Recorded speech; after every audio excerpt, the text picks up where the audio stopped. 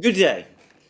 The last 24 hours in the Ukraine conflict have been hours of intrigue, hours when various things have been happening or perhaps appear to be happening, but where lots of questions are left unanswered.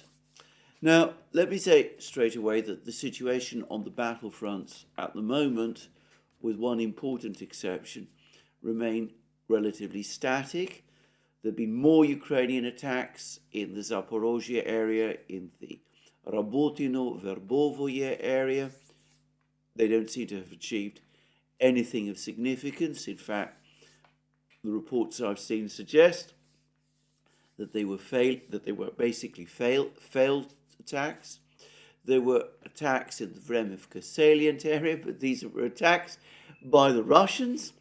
The Russians are gradually pushing, reoccupying ground that they ceded to the Ukrainians over the course of the offensive. There was little in the sense of intense fighting. The Ukrainians seem to have basically stood down in this particular part of the battlefronts, and the result is that the Russians are gradually advancing, regaining some lost ground, though one should not overstate the extent to which this advance is taking place, but they've regained some lost ground. They're improving their positions, they're reseeding their minefields, they're doing that sort of thing. And in the Bakhmut area, there's been much more intense fighting, as there usually is. It seems that the Russians, we're now getting some more clarity about the situation in Orekhovo-Vasilievka, this village, to the north, some distance, in fact, to the north of Bakhmut. It seems that the Russians control the greater part of this village. They control most of this village. It's quite one of these villages that's strung out over a fair distance. So there are still some Ukrainian troops in control of part of the village, but the greater part of it now is under Russian control. And it seems that the Russians are successfully pushing the Ukrainians out of the remainder of the village, which the Ukrainians still control, and that the Russians do expect to be able eventually to consolidate their control of this village. Moreover, there were Ukrainian counterattacks to try to push the Russians back yesterday, but these counterattacks were defeated, and it seems that the Ukrainians are now falling back to the next village, a place called Minkovka, and it looks like they're going to try to make their stand at this village, Minkovka, to try to push back the Russians, or at least to hold back the Russians from advancing further in the direction of Kramatorsk, one of the two big urban centers, together with Slavyansk, which remains under Ukrainian control in north-central Donetsk region. Anyway, so that's the fighting there. There's also been fighting south of the former Bakhmut, Artyomovsk as the Russians call it, in the Klishayevka area. And Ukraine has continued to make attempts to push through Klishayevka, past the railway line, seeking to advance further in this area where Ukraine has made strenuous attempts to break through ever since the fighting, ever since Ukraine launched its counteroffensive in the Bakhmut area way back at the beginning of May. Anyway, there's been strenuous attempts to push through, intense fighting, but so far the Ukrainians have failed to make further progress. They still are unable to consolidate control over Klishayevka or Andreevka, and the Russians are still able to hold their line on the railway, and at the moment there's little sign that that is going to change. Now, it is further north that events start to become very intriguing, because the Russians have delivered a series of airstrikes with precision-guided bombs. The aircraft that did this, by the way, were Sukhoi 34s. These are the big Russian tactical jets that are the main carriers of these tactical bombs in the conflict zone.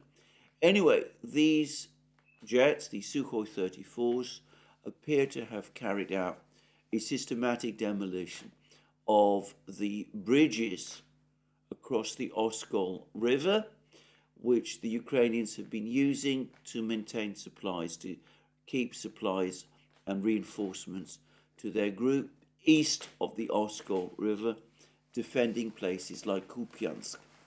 And interestingly enough, the destruction of these bridges was not, as far as I understand it, carried out with precision-guided bombs.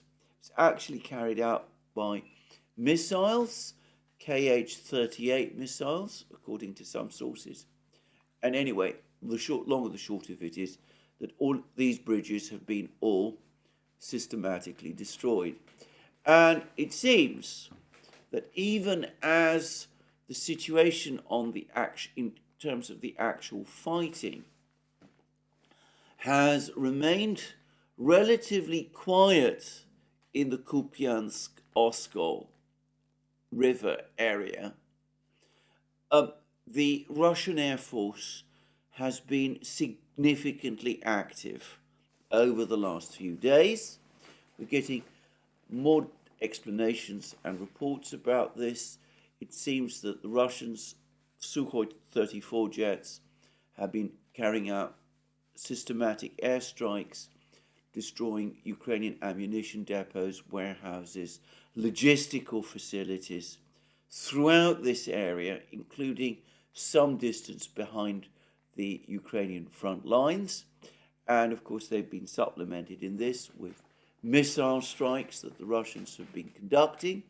And anyway, the long and the short of it all is that many increasing numbers of people are seeing this as preparatory to some big Russian attack aimed to cut off and destroy Ukrainian forces east of the Oskol River. And there's been more discussion about the nature of the Oskol River. I said that this is a small river. It's not to be compared by any stretch with the Dnieper, for example.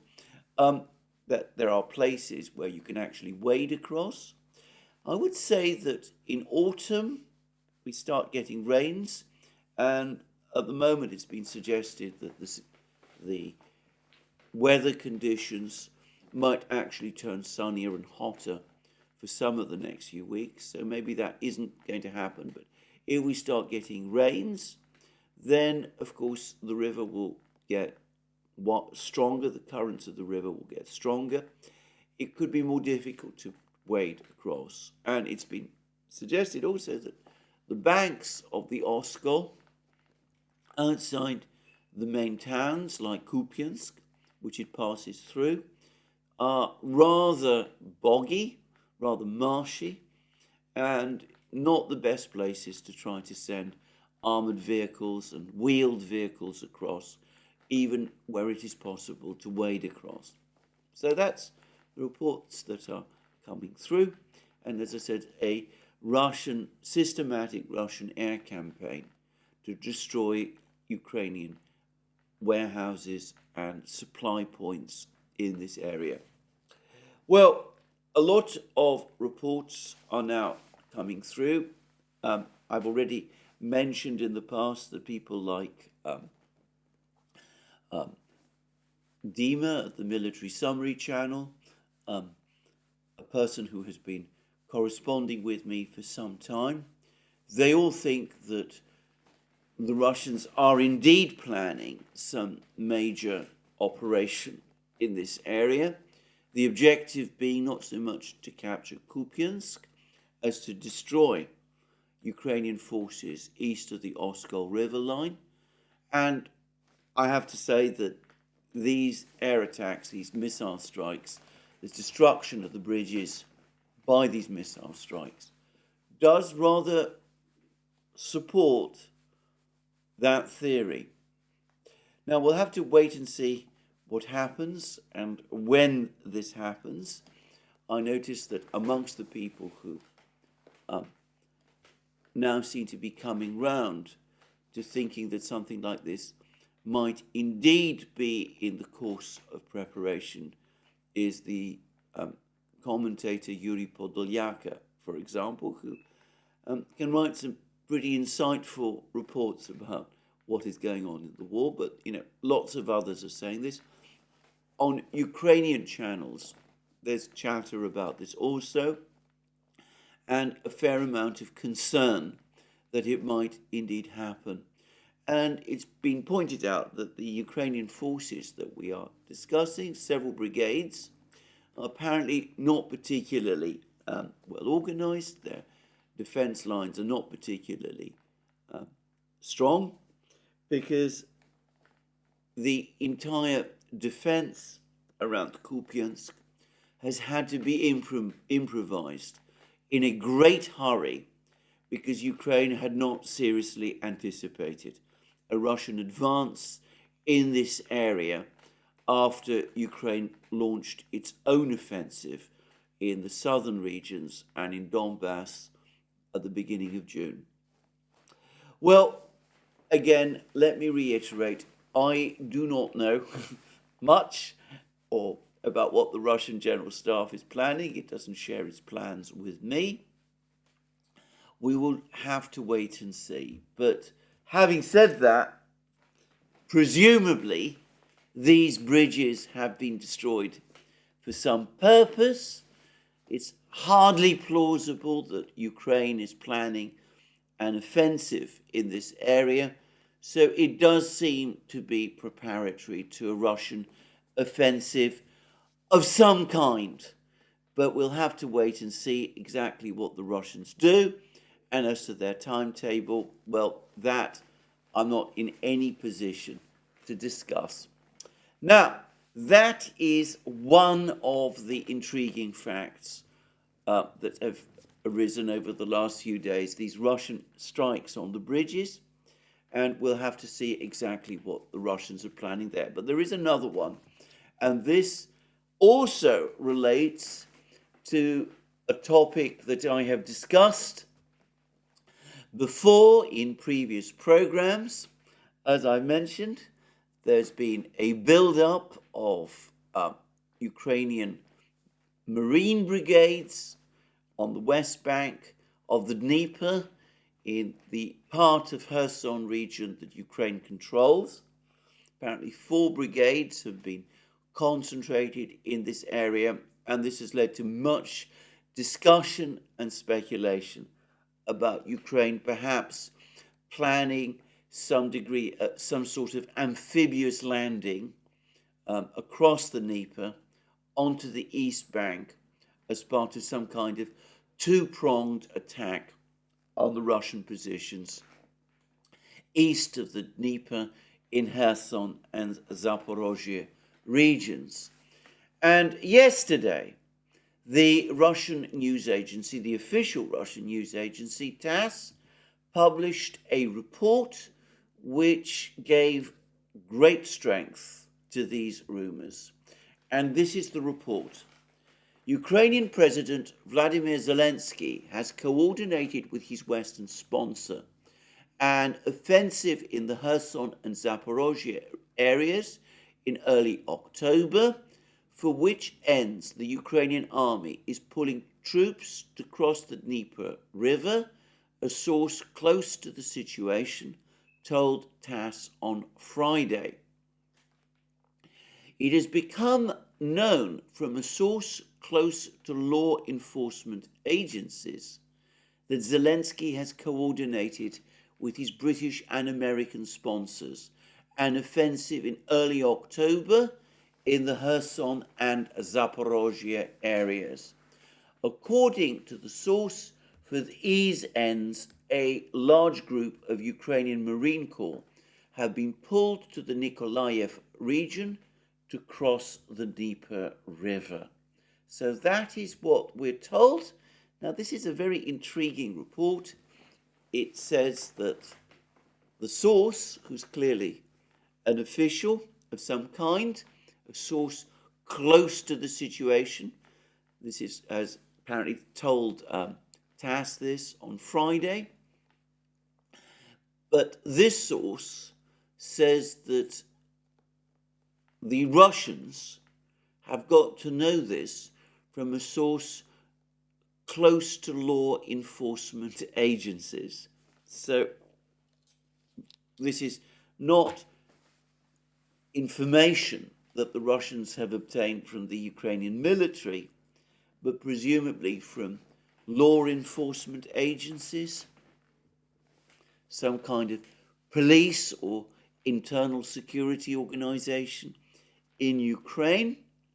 But anyway, the idea is that these Marines, apparently around 10,000 of them, will try to cross the Dnieper River as part of some complex military operation, also involving an attack in Zaporozhye region.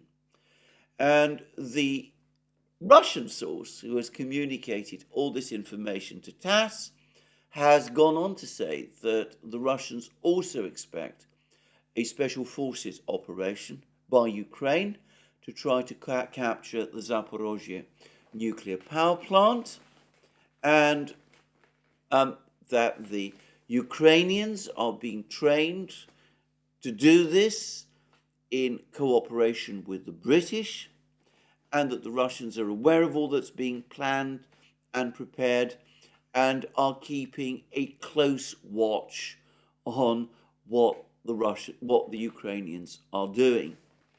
And TASS has, ever since this original report, which appeared on the 29th, on Friday, on the 29th of September, ever since this original report appeared, it has published a whole series of other reports that derive from it, or which follow ensue from it. So, for example, there's been a report today, or rather late yesterday, which discusses Russian air and missile strikes on Ukrainian positions on the west bank of the Dnieper. And it derives from a discussion TASS had with our old friend Vladimir Rogov. And this report says Russian forces are delivering preemptive strikes on targets on the western bank of the Dnieper in the Kherson region so as to complicate the Ukrainian armed forces' preparations for crossing the river and advancing, Vladimir Rogov told TASS. Rogov commented on reports that the Ukrainian military was plotting an offensive in the Kherson and Zaporozhye regions in early October. Regarding the Kherson area, it is exactly for this purpose that now our missile strikes and aircraft are being engaged, he said, adding that the strikes are continuously targeting Berislav and Kazatsky on the other bank opposite Novaya Kakhovka. This is where the dam, the Kakhovka dam, was, which was destroyed early in the offensive, and the Ukrainians supposedly have concentrated many of their forces there. And Rogov is then quoted as saying, "This is the work aimed at preventing the enemy's attempts to mount an offensive, to cross the Dnieper and to redeploy their reinforcements along with other actions." And then TASS reminds us that a source close to the authorities, which is an interesting formulation, told TASS earlier that Ukrainian President Vladimir Zelensky had agreed with his British and American handlers to mount an offensive in the Kherson and Zaporozhye areas in early October. A major grouping of Ukrainian Marines has been accumulated in the Nikolaev region in order to cross the Dnieper River and simultaneously, according to the source, it is planned to try and seize the Zaporozhye nuclear power plant. And TASS continues to follow up on this story. This morning, we've now had a further report about fighting that's going on for control of the bridges in the Dnieper River. And we read, this is again from TASS, that battle group Dnieper destroyed a drone control point with 4 Ukrainian troops killed and another 2 suffering wounds. Enemy forces, that's to say Ukrainian forces, were prevented from landing on Bolshoi Potyomkin Island, with 12 Ukrainian troops killed in an artillery strike. And 2 120mm mortars with crews and ammunition were destroyed in the island area. A radio electronic reconnaissance station and its crew were wiped out in the Kakhovka area. And this, TASS tells us, was all provided to them by an emergency official in the Kherson region, whatever that means. So, what is going on? Are the Ukrainians really planning an amphibious landing across the Dnieper River? I should say that the source that provided this information, the original source that provided this information to TASS, who is now identified by TASS as a source close to the authorities, which suggests that he is not actually an official, but is somebody who is in close contact with Russian officials. Anyway, this person said that it was, again, reckless, an example of Zelensky's recklessness, that Zelensky is behaving in this reckless way because he's under intense pressure now from his Western backers, the Americans and the British, to show results, given the failure of the offensive up to this point. And this source suggested that the prospects of this operation are few, and that it could all result in a major tragedy. Implication being a major tragedy for the Ukrainians, but also conceivably if something goes seriously wrong at the Zaporozhye nuclear power plant. Now, what is to make of all of this? First of all, it is very plausible that such a plan does exist on the part of Ukraine. They might indeed be planning some kind of operation of this kind. Over the last couple of days, there's been lots of reports about a Ukrainian build-up in the Rabotino-Verbovoye area. There's been little sign, I have to say, up to this point, of any Ukrainian attacks in the Verbovoye-Rabotino area that are much stronger than the reports they have been carrying out up to now. But yesterday, I noticed that Yuri Podolyaka said that the Ukrainians were waiting for a period of fog, and they intend to use the fog to advance under the cover of the fog on foot towards the Russian defenses in this area, which suggests that some kind of an attack, big attack, is still being prepared. And as I said previously, it is possible, it is entirely plausible that the Ukrainians are indeed planning some big operation, one last big throw before the Rasputitsa begins, in order to achieve some kind of breakthrough, some kind of advance, some kind of victory that could take them at least to Tokmak, even if they aren't actually physically capable of capturing the place, but at least come away with something from the offensive that they can call a victory. And this very complex operation that is being discussed, well, that might be part of that. We could be seeing an advance from Orechov towards Rabotino and Verbovoye under the cover of the fog. And it might be that simultaneous with that, we might see some kind of amphibious operation or attempted amphibious operation across the Dnieper as well. So none of this is impossible. In fact, it is entirely likely, it's entirely possible, and perhaps quite likely. Now, I will add one word of caution, because a source close to the authorities, as I said, does not suggest somebody with military knowledge, direct military knowledge, but somebody who is being regularly briefed by the Russian military as to what is going on. So that points to a civilian official.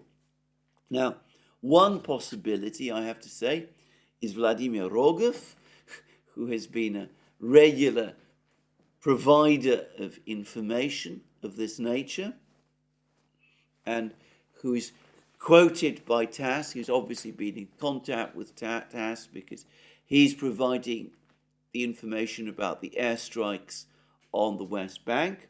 He would fit this quite well. He's not, as I understand it, technically an official of the Zaporozhye regional government, even though I've described him as such. He is the head of a member of a political party there, or political movement, which supports the authorities. And anyway, he's clearly very close to the authorities, as this source supposedly is. And he has provided lots of information about the state of the fighting up to this point.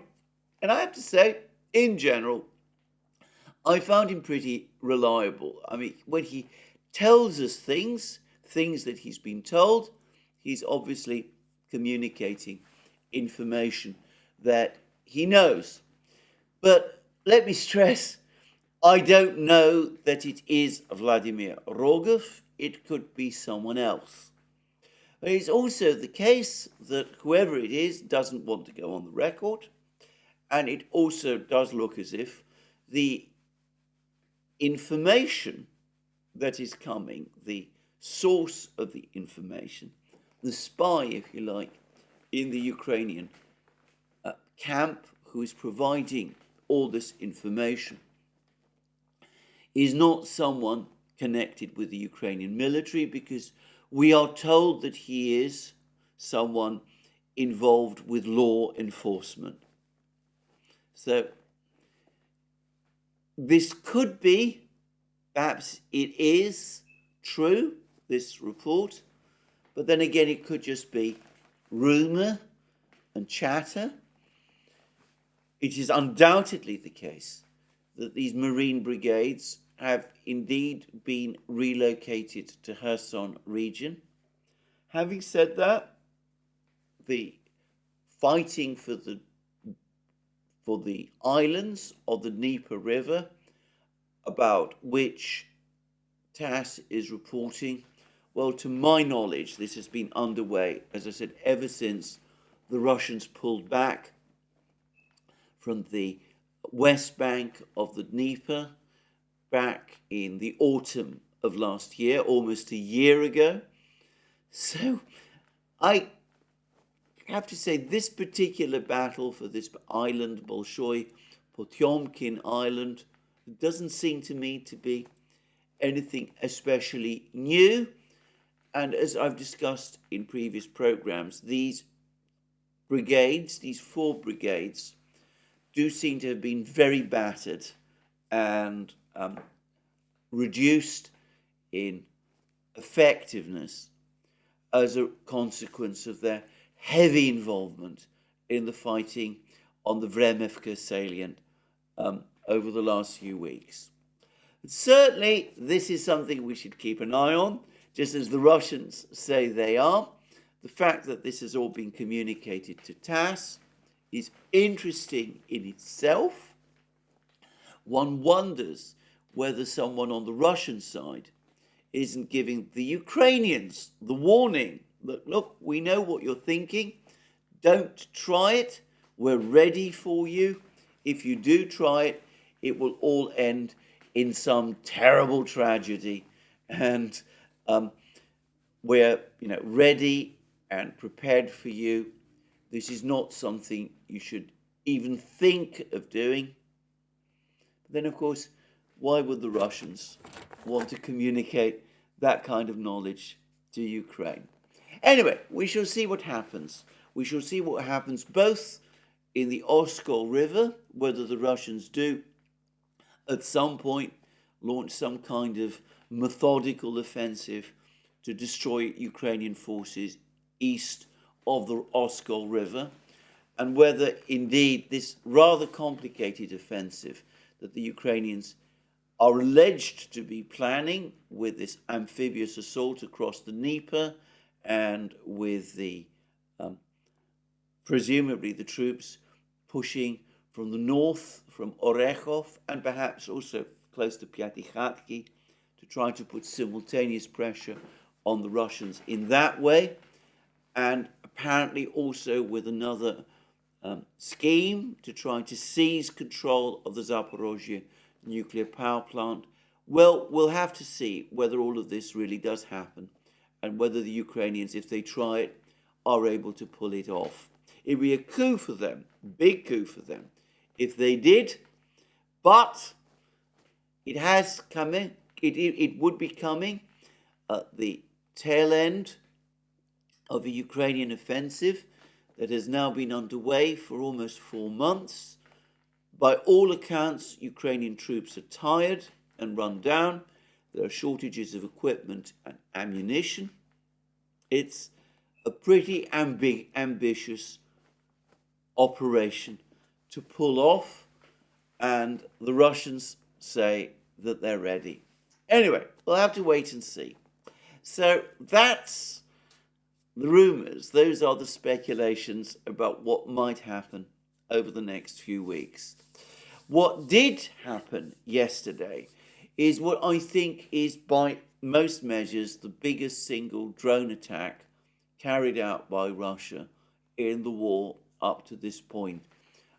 Allegedly, up to 100 Uranium-2 drones were launched simultaneously towards positions in southwest Ukraine, along the Black Sea coast and such other places.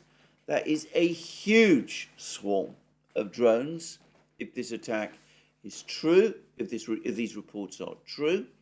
I remember last year when the Uranium-2 drones first appeared, they would be operating at levels of around a dozen, or perhaps sometimes a score at a time.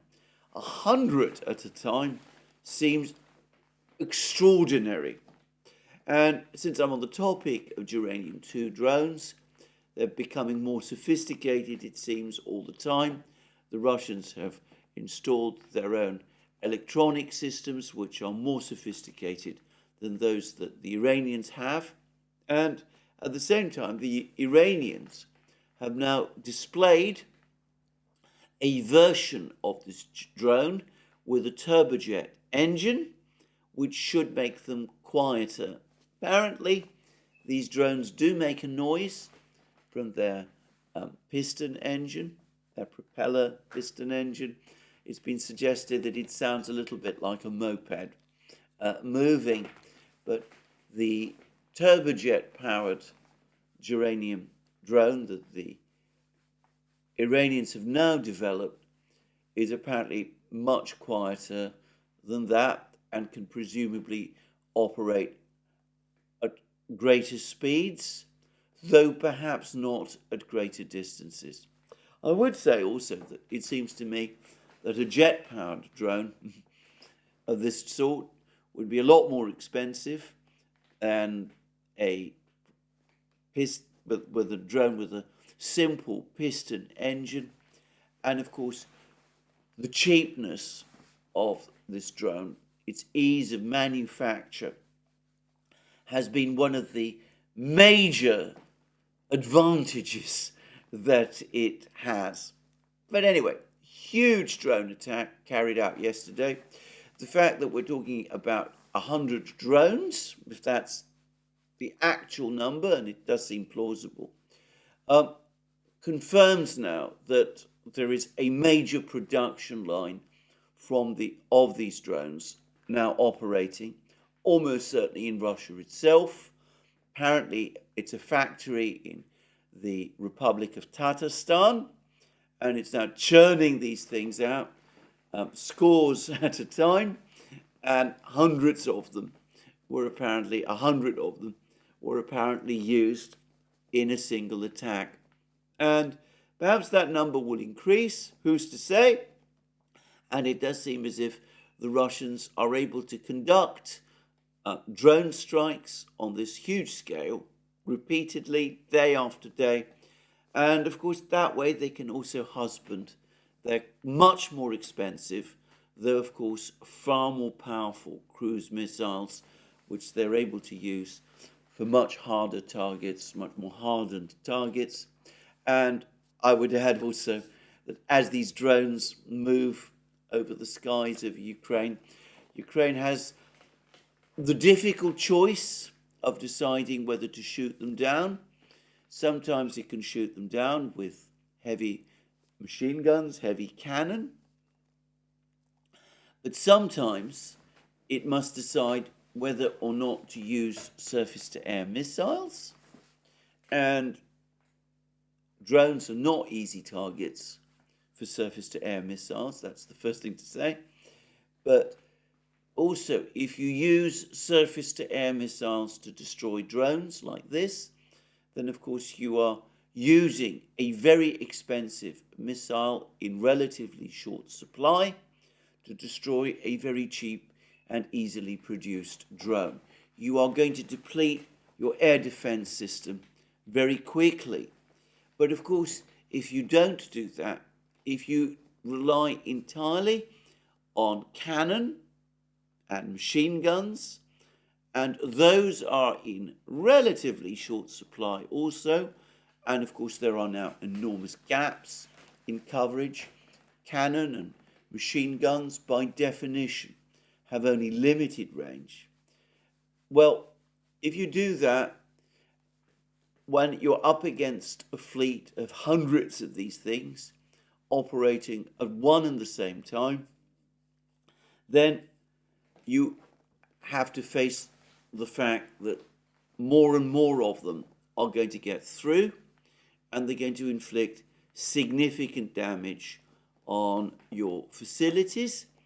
So that's the dilemma the Ukrainians have. Do they allow some of these drones to get through and do the damage that they do, or do they expend expensive missiles to try to stop them? And of course, that's exactly the dilemma that the Russians want to put the Ukrainians in. Anyway, there we are. That's the situation with this drone attack. Again, lots of dramatic pictures of buildings being hit. Ukraine, of course, downplays the significance of these attacks.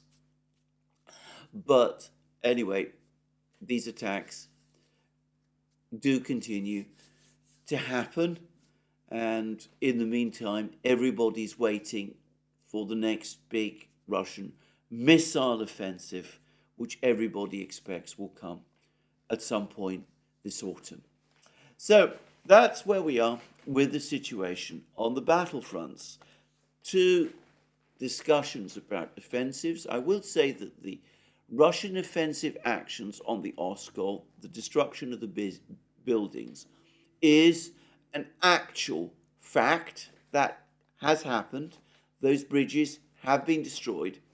Whereas at the moment, the talk of this complex Ukrainian offensive is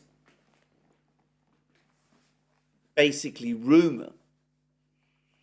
But that doesn't mean that this Ukrainian offensive won't happen. And as we can see, both of these operations are plausible. They may take place. We'll just have to wait and see. Now, even as this is all going on, President Putin himself has been extremely busy.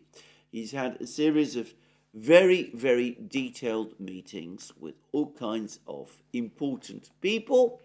He had a meeting with members of his government, the economics team, and this meeting took place in the Kremlin on the 27th of September, and it basically discussed many topics, but the one that was discussed perhaps, or at least reported about most extensively, the Kremlin has provided a transcript of some of the discussions, was a discussion about the situation with petrol and diesel availability on the Russian domestic market. Putin is worried. The Russian authorities are worried about shortages of petrol and diesel on the Russian domestic market and of rising prices for petrol and diesel, which are, of course, contributing to inflation. And, of course, there's been a ban on export of diesel oil to try to cushion price increases on the Russian domestic market. And there was a long, detailed discussion about steps that need to be taken to bring the rise in prices of oil and diesel, of petrol and diesel within Russia under control.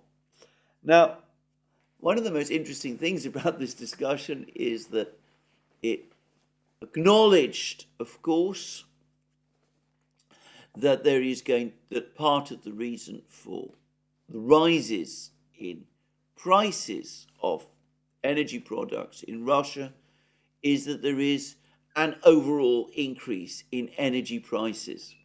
And Putin did say this. He said that this is obviously a matter for concern, and he acknowledged, he says, we know why this is happening, and in connection with oil prices, we understand what could happen next. This is not the first time. Prices are rising. Companies want to make maximum profits through exports. Obviously, they're doing their job, and you and I, the government, must do another job that is agreed on, of course, with these companies, but we have different goals. Now, point is, he says that companies are trying to divert refined petrol and refined diesel to export, because prices are high, and that's reducing the availability of petrol and diesel within Russia, and that's why export bans have been imposed. The companies are doing this because they want to benefit from rising prices.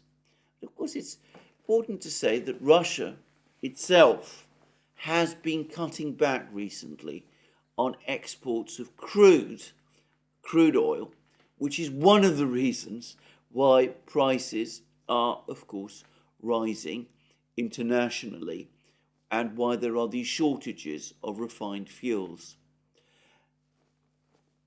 I have to say that I still am very much of the view that the fundamental reasons why petrol and diesel prices in Russia have been growing and why the Russians have imposed this export ban is that they're stockpiling.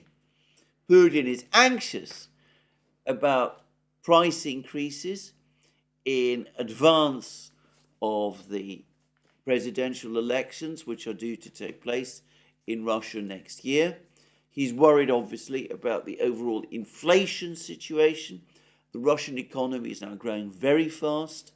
The central bank is trying to rein it back, but on the back of that rapid increase in growth, there are price increases, there's signs of overheating. Putin wants to cool things down and he wants to bring prices back under control. But I'm sure that if the energy situation, the energy industry in Russia were working normally, shortages of diesel and petrol oil would not exist, especially given, the ban on exports. In fact, Putin complains that despite the ban on exports, the cost of these refined fuels is still growing. Now, again, as I said, I can only explain that by heavy stockpiling, and I am sure that this stockpiling is taking place because the Russians are preparing for their big offensive. Why else would they be doing? Why else would there be shortages of these refined fuels on the Russian market? So anyway, this, of course, is not something that is discussed that was discussed over this meeting, or at least not in the parts of the meeting that have been made public. Even the Kremlin transcripts make clear that there were large parts of this discussion which are only summarized very sketchily, and where there is clearly much more spoken about and talked about than the Kremlin wants the world, including the Russian people, to know.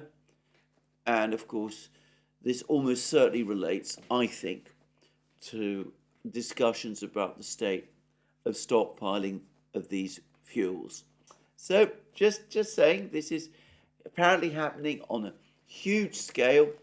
It's causing internal problems within Russia in terms of price growth. Putin is wanting to bring people together. There's been discussions about how to handle this. There's been, and we'll see what is achieved. Anyway, whilst I'm on this topic about energy prices and about this meeting in the Kremlin, it's perhaps also saying that over the course of that meeting, the finance minister Anton Silvanov also discussed the situation with Russia's budget. We don't have his full comments at this meeting, but he did provide a further briefing a few hours later at the Moscow Financial Forum. And he says this, he said at this other meeting, both oil and gas and non-oil and gas revenues have exceeded our planned targets, our planned parameters and expenses. We have the right to do this, so the budget deficit will definitely not exceed 2% of GDP this year and could go lower. Everything will depend on the spending that remains through the end of the year.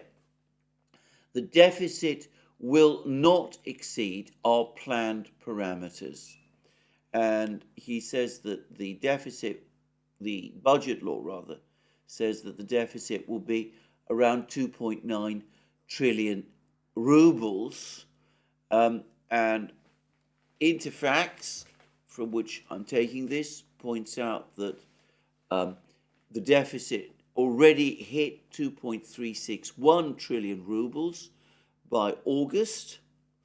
So that must point, in effect, to a very significant improvement in the budget situation since August, or at least a big move towards surplus since August.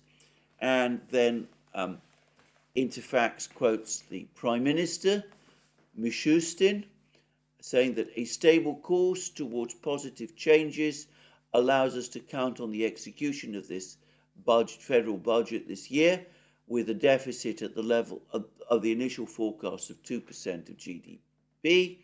And this was based, and Mishustin also said that in August the budget was executed with a true 230 billion ruble surplus. And we also have a quote from Maxim Oreshkin, formerly Russia's economics minister, but who is now an advisor to Putin, who said that revenues to the Russian federal budget this year correspond to the upper level of forecasts, especially with regard to non-oil and gas revenues. And Oreshkin also says that this year the budget deficit will not exceed the 2% forecast and could go lower. Now, I just mentioned all of that because I come back to all those discussions that took place earlier this year about the deficit, the Russian deficit. I remember all kinds of articles appearing in the Financial Times and other places about it. Lots of predictions that Russia was going to run an enormous deficit this year and would run out of money. Well, we see that isn't true. Anyway, that was one meeting that Putin had, talking about the energy situation on the domestic Russian market. He is not saying that oil and that petrol and diesel are being stockpiled for some purpose, which can only be an offensive, or so I would have thought. He is worried, by the way, that there is insufficient petrol and diesel, or rather that it's the shortages of petrol and diesel and the rising prices of petrol and diesel. There aren't physical shortages. There will always be sufficient amounts of petrol and diesel to keep the economy running. But the fact that rising prices for petrol and diesel are rising, are affecting the harvest. They mean that even as grain is being collected, farmers are having to spend more on fuel than they would normally do, which will eventually translate into an upward push on food prices. But anyway, Putin had this one big meeting. He's also had, as I said, other meetings, and one of them in particular has been most intriguing. And this meeting took place yesterday, and it also happened in the Kremlin, and it was with two individuals. There's pictures of it. The Kremlin has provided a photo gallery showing the pictures taking place, and it's also provided us again with a very brief transcript of Putin's introductory words. So the meeting was with Yunus Bek Yevkurov. We will come back in a moment and discuss who he is, and also with someone else called Andrei Troshev, and we'll also discuss in a moment who he also is. And as I said, there's pictures of them, and we're told this dispatch, actually, the Kremlin's dispatch actually is dated 29th of September, but the meeting in fact took place, the Kremlin tells us, in the evening of the 28th of September, that's to say late on Thursday evening. And these are Putin's introductory words. Mr. Troshev, I would like to begin our meeting by talking with you. Last time we met, you said that you would focus on creating volunteer units which will fulfill various combat missions, including in the zone of the special military operation. You fought in one of such units yourself for over a year. You know what it is like, how to do it, and what issues should be addressed in advance to assure the best possible and the most successful fulfillment of combat missions. In this connection, I would also like to discuss social matters with you. You maintain contacts with comrades you fought together with, and you continue to fulfill combat missions. Now, we have created the Defender of the Fatherland Foundation. I have said this many times, But I would like to say again that social guarantees must be the same for everyone who took part or is taking part in combat missions, regardless of their status. The status of those who fought for and defended the land does not matter to our country. This is why we will discuss this issue today as well. Mr. Yevkurov, you will provide an overview of these activities, and Mr. Troshev will tell us the details. So this is a most interesting transcript because, of course, there's lots of interesting suggestions here and talk about who these people are, but they're not actually identified exactly. So let's first of all begin with brief biographies of each of these individuals. Now, first of all, let's start with Yunusbek Yevkurov. Now, he is, in fact, a Russian military officer, a deputy defense minister of Russia. He's a general, and he is from Ingushetia. Ingushetia is a republic in the Caucasus. In the Soviet era, it was united with Chechnya to form the Checheno-Ingushetian Republic within the Russian Federation. During the crisis, when Chechnya tried to break away from Russia, Ingushetia broke away from Chechnya and formed a separate republic which remained loyal to Russia. There was intense fighting there in Ingushetia. It became very much an area for jihadi fighters as well as Chechnya itself was. So it got drawn into the heavy fighting that took place in the northern Caucasus during that period. And Yevkurov comes from that area. Now, Yevkurov himself, though an Ingush, is somebody who joined the Soviet military, rose up through the airborne forces, became a senior officer in the airborne forces, and back in 1999 became involved in what remains a very, very famous incident in Russia as a senior paratroop officer.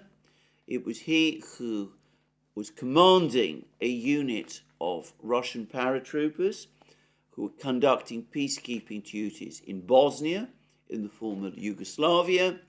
Then, during the bombing, after the end of the bombing war against Serbia in 1999, he received an order from the General Staff in Moscow to advance and occupy and reach Pristina, the capital of Kosovo, which was, of course, the subject of this bombing war between NATO and Serbia at that time.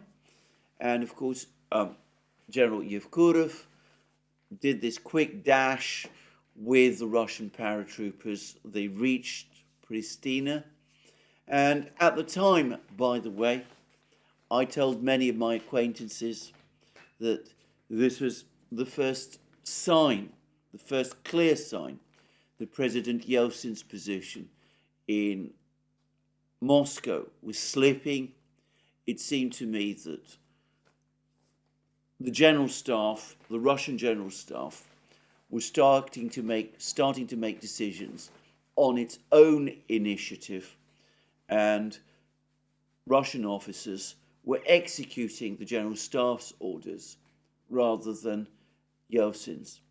Anyway, that's another story, one to discuss perhaps in a history series the other day. Suffice to say that shortly after, Putin was appointed first as acting prime minister and then as prime minister, and then, of course, he succeeded Yeltsin as president a few months later.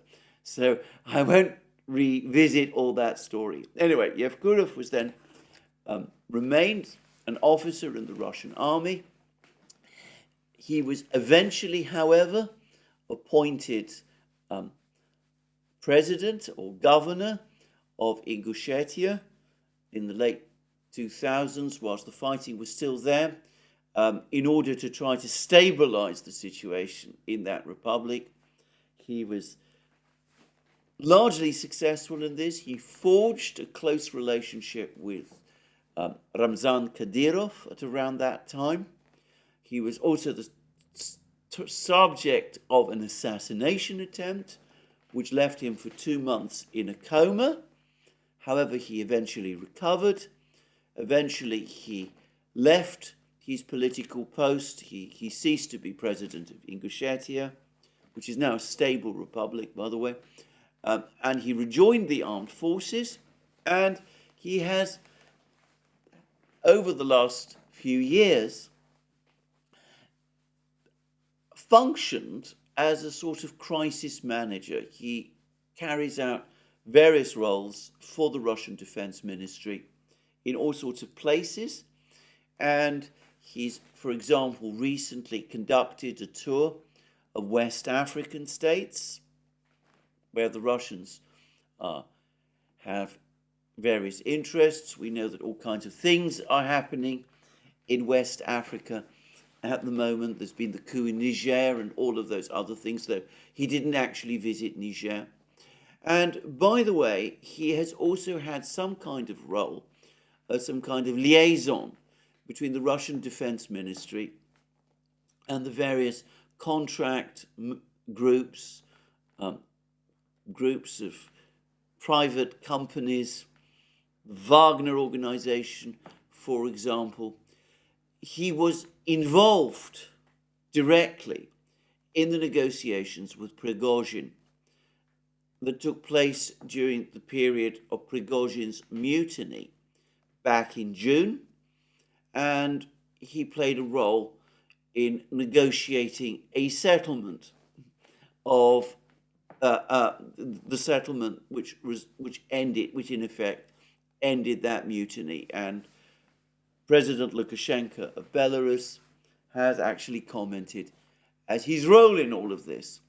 So we're talking about a very interesting man, a person who, one might say, the Russians use is part of the Russian Defense Ministry's inner group of deputy defense ministers, but who has a kind of role operating and running what might be described as informal groups.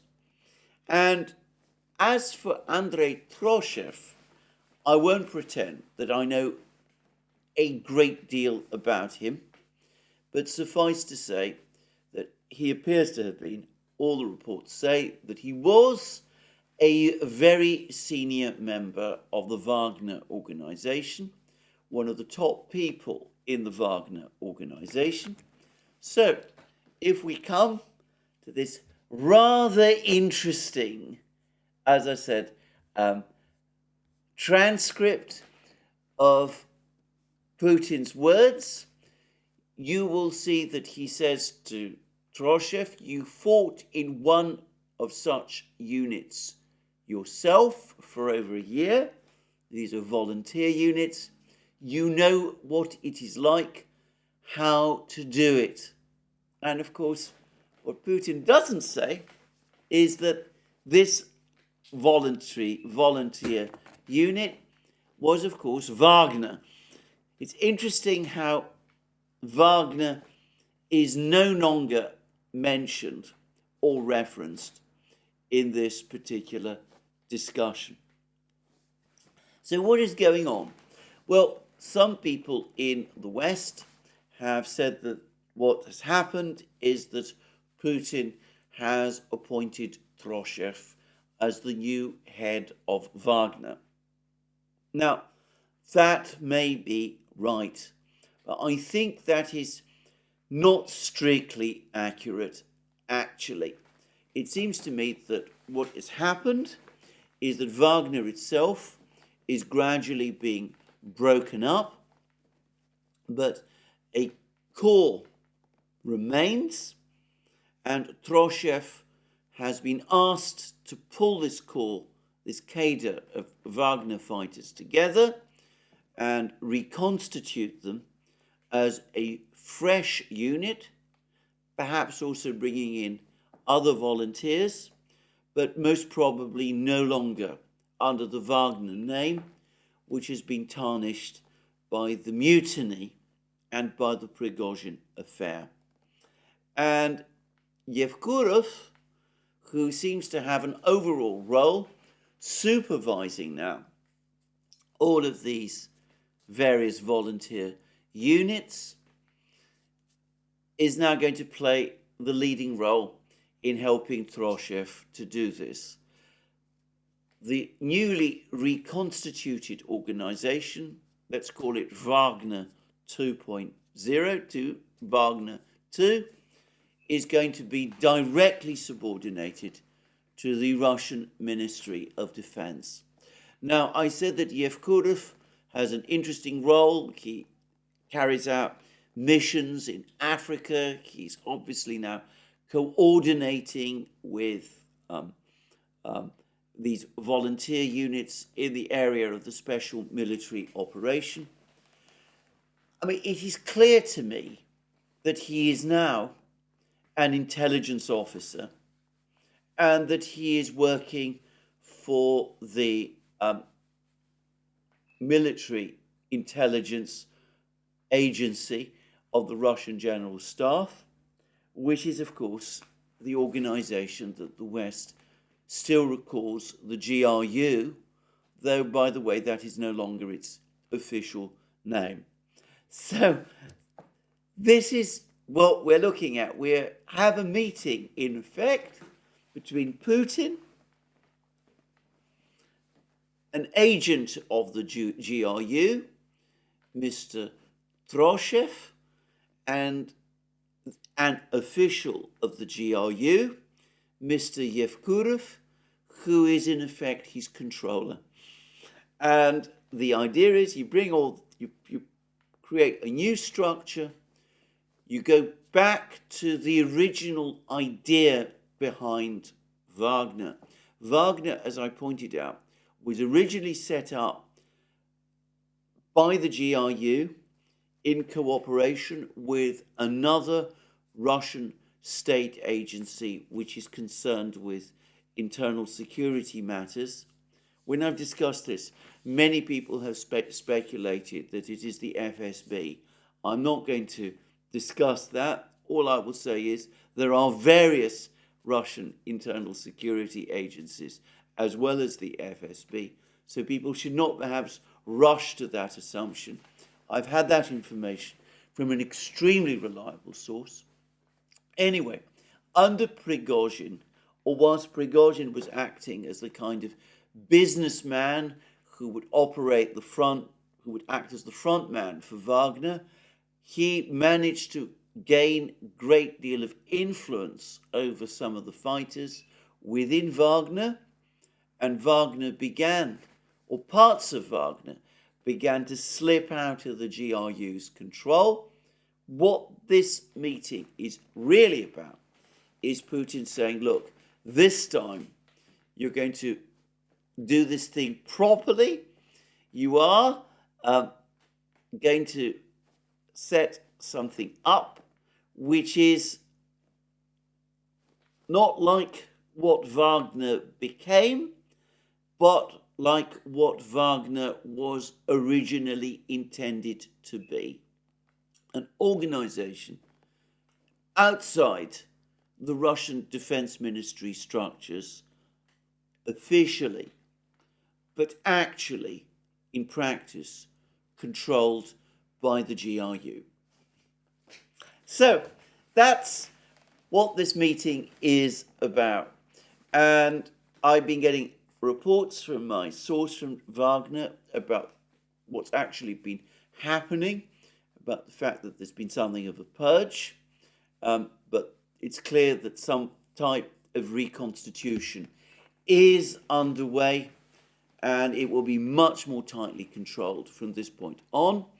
And Yevkurov, very reliable officer, very talented officer, Obviously, as I said, somebody who works now in an intelligence capacity, somebody who operates in Africa and other places, running operations for Russian military intelligence there. Anyway, he is now going to be the point man, directly supervising what is happening. It's no longer going to be a hands-off affair. It's going to be much more tightly controlled from this point on. On the topic of Wagner, I understand that the great majority of the fighters have now indeed signed contracts with the Defense Ministry. Some of them have not. Some of them have gone to Africa.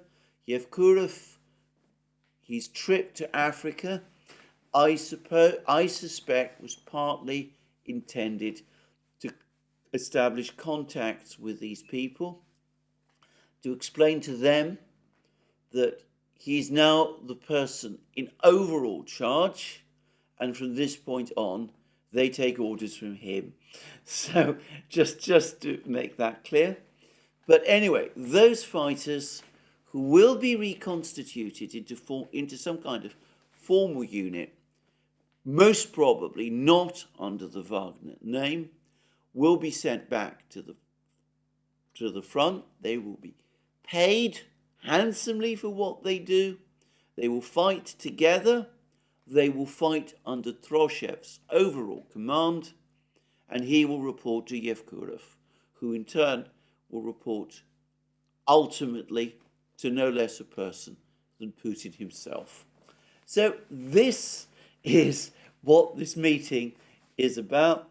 An interesting meeting in many respects, and of course it touches on some other aspects, as I said, some aspects of how this organization works. And there's a rather curious sentence. He says, the status of those who fought for and defended the fatherland does not matter to our country. Now, what does that mean? What does that sentence mean? Well, we actually have an explanation. This is what Putin said to Troshev in the meeting between Putin and Troshev and Putin and Yevkurov. But Putin said something very similar in another meeting, which also took place, as far as I can tell, just before the meeting with Troshev and Yevkurov, because Putin also met with 12 assault unit fighters with a group of Russian soldiers, to be precise, 5 of them, I think, 3 of them, who fought in the special military operation and who successfully repelled an attack by 12 assault unit fighters of the Ukrainian armed forces. And Putin decorated these men and spoke very warmly about them, as one would expect. And of course, that's part of the role of the head of state, the president of a country, in effect at war. He provides decorations to the soldiers who've distinguished themselves on the battlefield, and he comments about some of the things that they've experienced.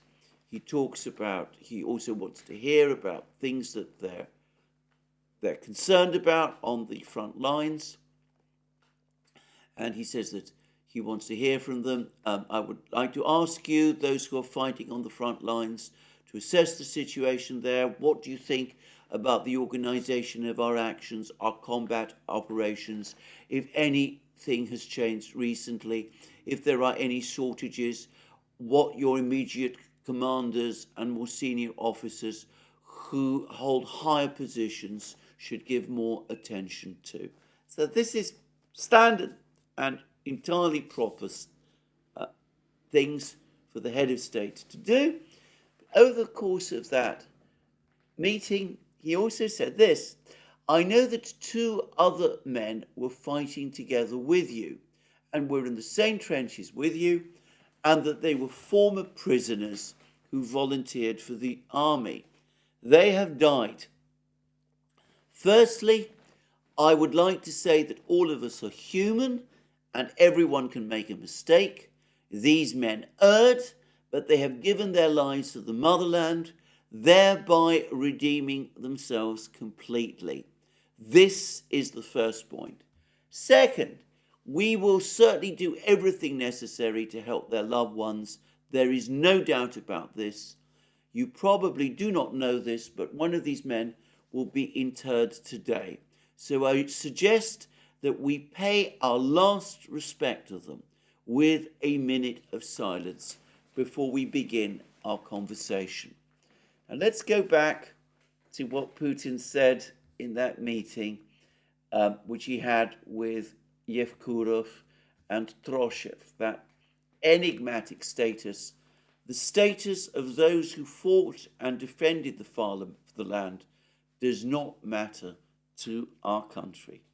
So what Putin is in effect saying is that people who have been to prison, who are in prison, but who volunteer to serve in these special volunteer units, this reconstituted Wagner or others, their slates are completely wiped clean. As far as Russia is concerned, as far as the Russian government and authorities are concerned, they were human, they made mistakes, but they have recovered fully their status and honor. The status of those who fought for and defended the fatherland does not matter to our country. So that tells us, again, that Troshev and Mercouris are again being given the green light to recruit people from Russian prisons. Though this will not be, I think, on anything like the scale as what happened when Prigozhin was in charge of this. Men will not be sent straight from the prisons onto the battle lines, as actually happened during the Bakhmut fighting with minimal training. They will be properly incorporated into the units. They will be provided with proper training. And of course, Putin made it clear that in the event that they die, their loved ones will be remembered.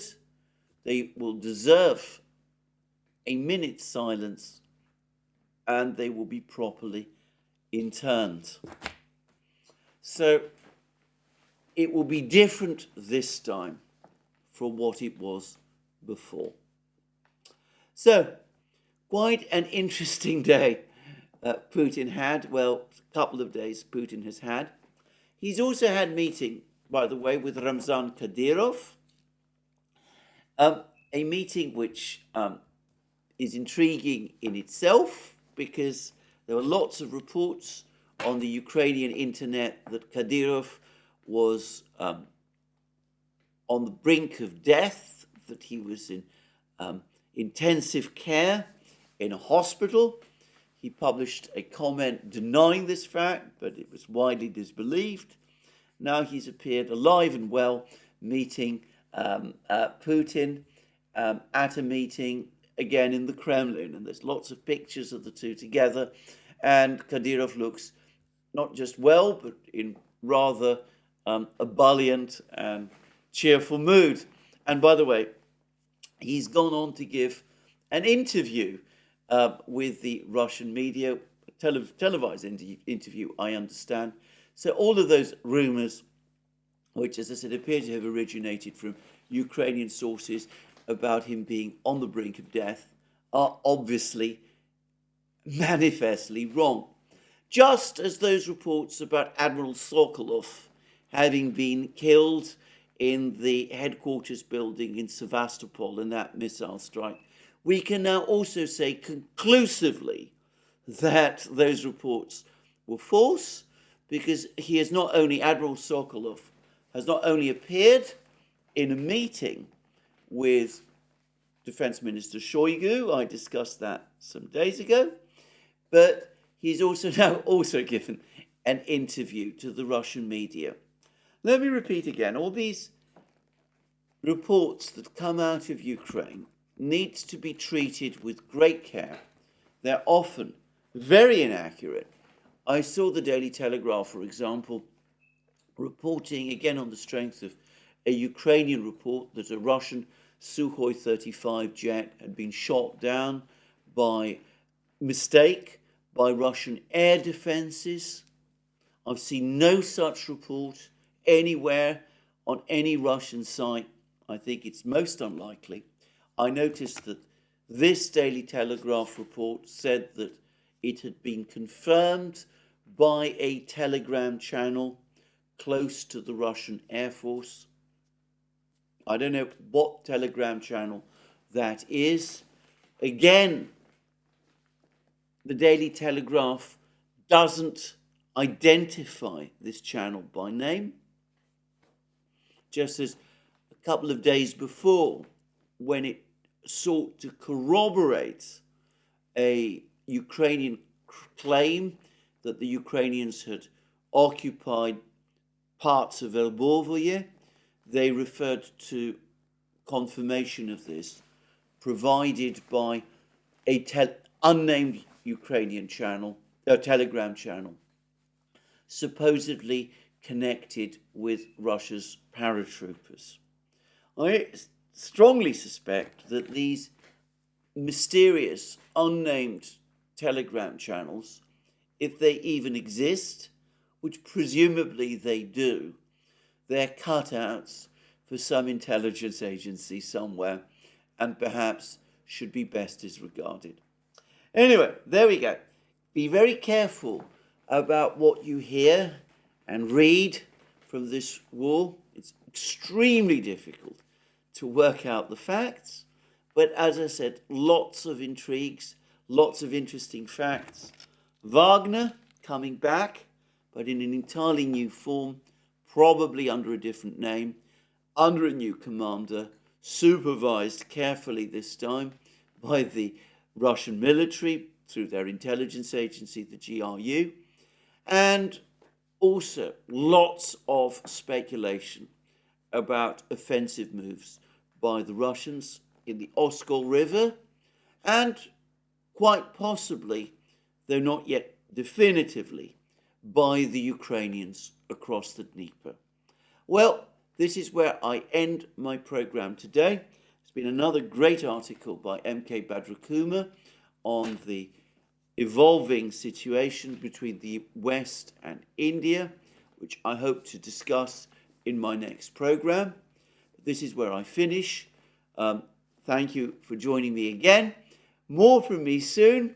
Let me remind you again that you can find all our programs on our various platforms, Locals and Rumble, and also X, the former Twitter. You can support our work via Patreon and Subscribestar.